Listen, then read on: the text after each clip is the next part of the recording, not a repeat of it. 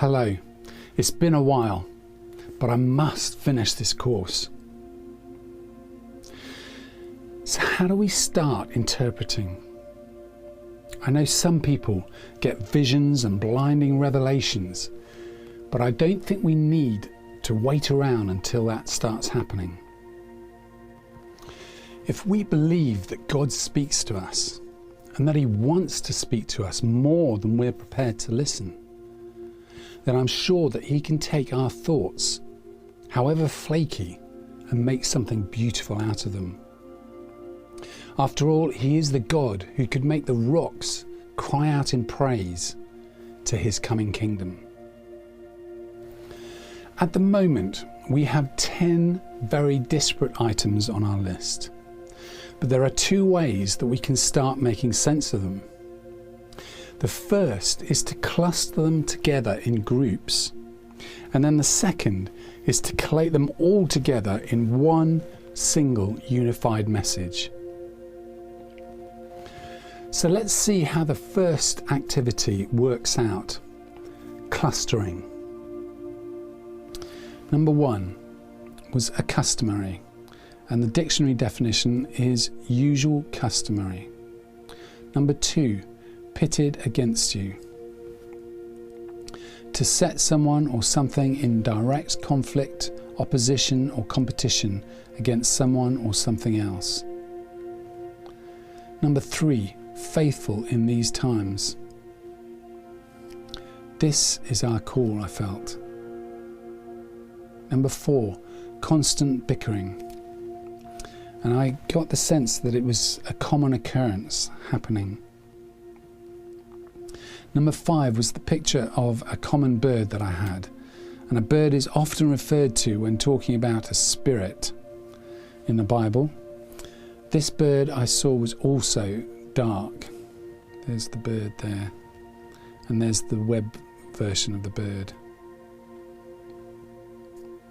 Number six, neglecting the former things. And it reminded me of Isaiah 43 verse 18, where it says, "Do not call to mind the former things, or ponder things of the past. Behold, I will do something new. Now it will spring forth. Will you not be aware of it? I will even make a roadway in the wilderness, rivers in the desert." Number seven, catching up on trust. To catch up, it means that not many people could have been trustworthy in the first place. Number eight, heavenward.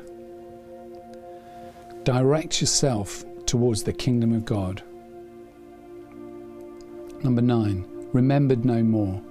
And that reminded me of Zechariah 13 verse 1. "In that day a fountain will be opened for the house of David and for the inhabitants of Jerusalem, for sin and for impurity. It will come about in that day, declares the Lord of hosts, that I will cut off the names of the idols from the land, and they will no longer be remembered. And I will remove the prophets and the unclean spirit from the land." And number 10 is the word collated, which is actually one of the things that we're going to be doing in the next session. Bringing things together.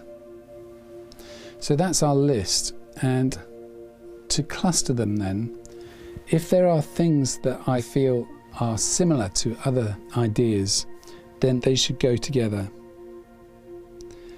So,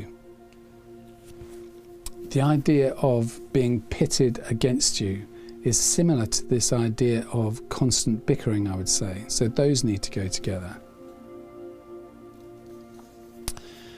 There's also the idea of the bird, which I think shows some kind of conflict.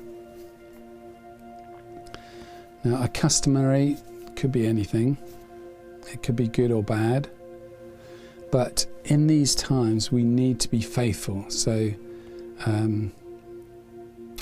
that's pretty similar to looking heavenward there. And there are promises that God will remember these things no more. And in terms of collating them, I think that's pretty much what we're trying to do already. So clustering and collation, two sides of the same coin really. I'm just going to put that aside. But I think this idea of constant bickering is similar to a customary. The idea of constant bickering and things that are pitted against you. The idea of a spirit, a dark spirit, troubling the situation. I think they are together as well. And about this situation, God is saying, don't call to mind these things. Catching up on trust. If people have not been trustworthy in the past, then that's something we need to get out of it. So let's put that there. So that's grouped as one section there. And I think that is the kind of outro there, that we should be looking heavenward and being faithful in these times. So that gives us the encouragement there.